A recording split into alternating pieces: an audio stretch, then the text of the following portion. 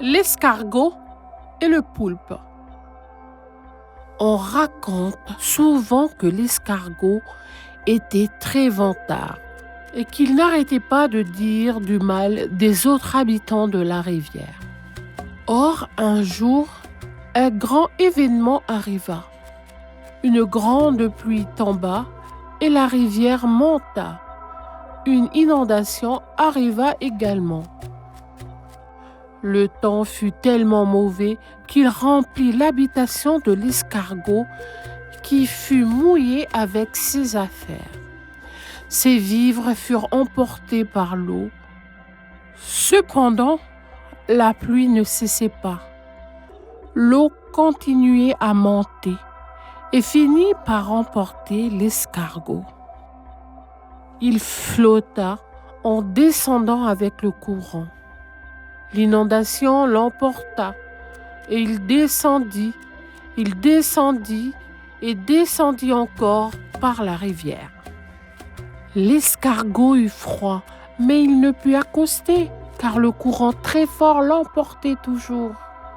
Il eut faim également, mais l'eau l'emportait toujours jusqu'à qu'il arrive d'abord chez Kérédinga. Et il lui dit « Ma tante, oh ma tante, j'ai très froid et je demande l'hospitalité. » Et Kérédinga lui répondit « Quoi? Qui prends-tu pour ta tante? Tu dis souvent que j'ai un nez crochu. Va-t'en !»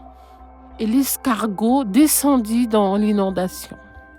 Il arrive alors chez Bouma et lui dit « Ma tante, oh ma tante, j'ai très froid et je demande l'hospitalité. » Et Bouma lui répondit « Quoi?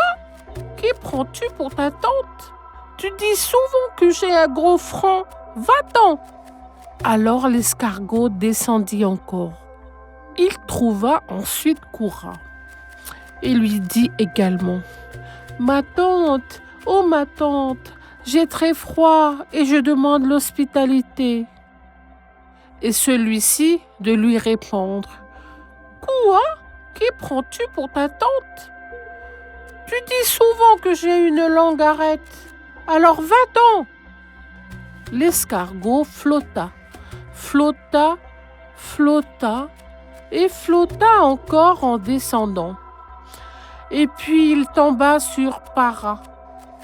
Il lui dit alors « Ma tante, oh ma tante, j'ai très froid et je demande l'hospitalité. » Et Para lui répondit « Quoi?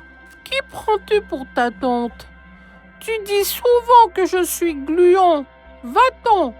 Et l'escargot redescendit encore avec l'inondation, dans le froid, toujours affamé.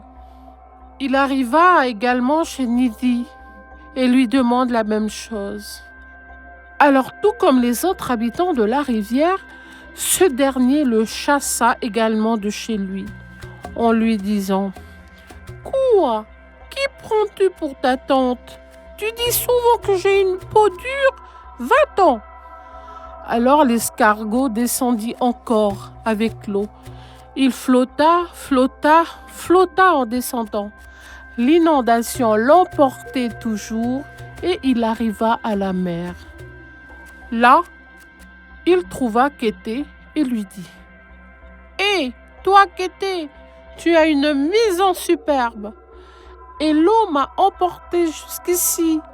J'ai très froid et j'ai faim aussi. » Alors Kété eut pitié de lui. Il le fit entrer dans sa maison pour qu'il se réchauffe. Il lui donna à manger et ils restèrent chez Kété. Ils restèrent ensemble jusqu'au jour où la nourriture se fit rare. Alors Kété décida d'aller en chercher et il laissa l'escargot chez lui. Alors l'escargot se mit à manger et à déféquer dans les marmites de Kété et même sur son lit. À son arrivée, Kété remarqua le désordre dans sa maison. Alors il infligea une correction à l'escargot et le chassa de sa maison. Ils se quittèrent en mauvais termes. C'est depuis ce jour que l'escargot et le poulpe ne s'entendent plus. Fin.